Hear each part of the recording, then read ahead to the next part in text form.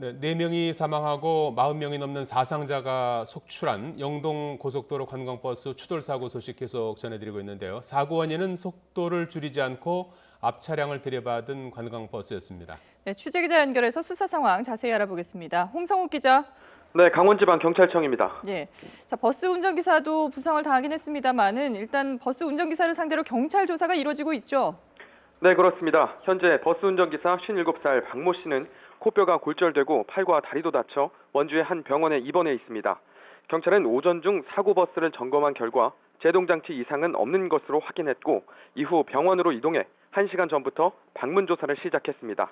앞서 운전자 방 씨는 2차로 주행 중 1차로로 차선을 변경하다 사고가 났다고 허위 진술했습니다. 하지만 사고 장면이 다른 차량의 블랙박스에 찍히면서 진술이 사실이 아닌 것으로 드러났는데요. 경찰은 방 씨가 왜 허위 진술을 했는지 그리고 사고 당시 왜 제동을 하지 못했는지와 함께 운전 중 휴대전화 사용이나 졸음운전 여부를 확인할 방침입니다. 다만 방 씨가 병원 입원 치료 중이고 극도의 불안감을 느끼고 있어 조사에 신중을 기한다고 밝혔습니다.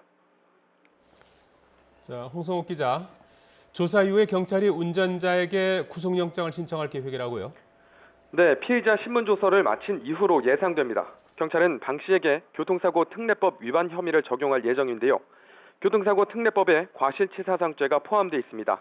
이번 사고로 인해 4명이 숨지고 37명의 부상자가 나온 만큼 경찰도 정확한 사고 원인을 밝혀내는 데 주력하고 있습니다. 경찰은 사고 당시 버스 속도가 시속 105km로 추정하고 있는데요. 이에 따라 블랙박스 영상의 정밀 분석을 국립과학수사연구원과 도로교통공단에 의뢰했습니다. 네, 과실치사상의 혐의가 입증이 된다면은 이 버스 운전기사는 어떤 처벌을 받게 되는 겁니까? 교통사고 특례법상 운전자가 중대한 과실로 교통사고를 일으켜 사람이 숨지면 금고 5년 이하 또는 2천만 원 이하의 벌금을 물리도록 하고 있습니다. 방 씨는 처음 허위 진술을 했지만 앞서가던 차량을 미처 발견하지 못해 사고를 냈다고 했습니다. 자신의 과실을 인정한 셈인데요.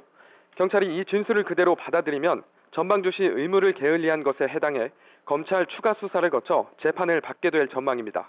방 씨에게 고의성 과실이 없다면 피해자 유족과 합의 여부가 양형 수위를 결정하는 데 중요한 역할을 할 것으로 보입니다. 지금까지 강원지방경찰청에서 YTN 홍성욱입니다.